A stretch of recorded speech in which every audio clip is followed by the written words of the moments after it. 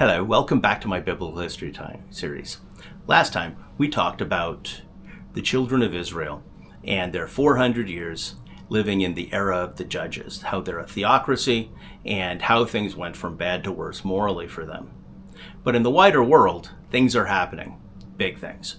Now, if you recall last time, I told you about the kingdom of Mitanni and Egypt and the Hittites. The king of Mitanni during the Bronze Age is going to be murdered, and he's going to have two sons that are going to vie for the throne. The Egyptians are going to throw their weight behind one of them, and the Hittites behind the other. And as they fight their little civil war, the Hittites are going to get even more involved. They're going to gather up their army, and they are going to invade. And they are going to reduce the kingdom of Mitanni into a third-rate power. And they're also going to strike the whole way down into Babylon. And so Hittites are going to look really powerful at this point. And then they're going to head home in glory and take a plague home with them. And their army is going to be decimated. And when they get home, they're going to find out that they're being attacked by enemies from the west. And so while they're going to do a lot of destroying and conquering, they're not going to keep hold of anything. As a result, with the weakness of the Babylonians, because they just got hit, one of the vassals of the Mitanni is going to take over their territories, a group of people called the Assyrians.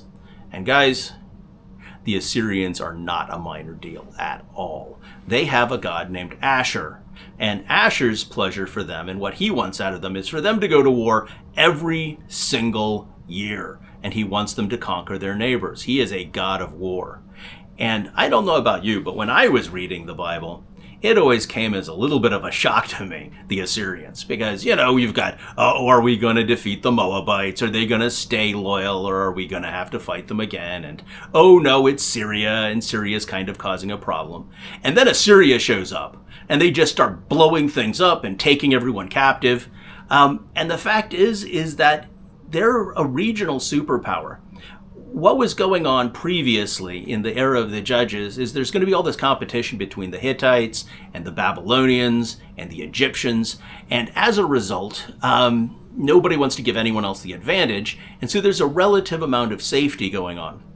But these Assyrians are going to be so dominant, and they're going to break the bank so hard with everybody else that they're going to really come on the scene. And so you want to keep your eye on these Assyrians. They're going to be growing in power, both through the era of the judges and then in the days of the monarchy. They're going to start really throwing their weight around. And their existence is going to cause a lot of the things that you didn't know why they were happening in the era of the kings. So just keep that in mind. The Assyrians have formed, and they are going to start growing and becoming powerful until eventually they are going to wreck 10 of the 12 tribes of Israel and drag them off to captivity with fishhooks through their nose. More on that when we get to the era of the kings. The next thing I want to talk about is something called the Bronze Age collapse. This is going to take place roughly 1200 BC, so nice in the meaty middle of that era of the judges. And the Bronze Age collapse is a disaster, and we're not entirely sure what happened. But we think it started with a volcanic eruption that blocked out the sun and that caused a lot of agriculture to no longer function anymore for a lot of people. And it's going to set some people from the Mediterranean adrift. We think maybe possibly like Sardinia, possibly some of the other islands there. And their agriculture is no longer working for them, and so now they're going to be, forced to go raid people and attack them. And they're not going to tell us what they're doing, but man, these Bronze Age kingdoms are going to have horrible things to say. We're going to go in and find clay tablets fired up in the oven that nobody was able to get out of the oven that say things like, no, they've surrounded me as well. I can't come help you. You need to come help me. They're going to go into these Bronze Age kingdoms and they are going to wreck them. Not all of these Bronze Age kingdoms are going to disappear, but they're all going to be at least horribly, horribly damaged. Now, these Sea People attackers, there's another thing about them. They work iron. And as a result, we're going to get the beginning of the Iron Age in the region. The most noteworthy of these Sea People are going to be some that who go down and they do battle with Egypt. Egypt is going to defeat them, and part of their surrender plan is that they are going to get moved along the coast to some loyal vassals of Egypt, and there they're going to intermarry with them. Now, these are a group of guys called the Philistines, who are already going to be very familiar and friendly with the people who trade along the Mediterranean.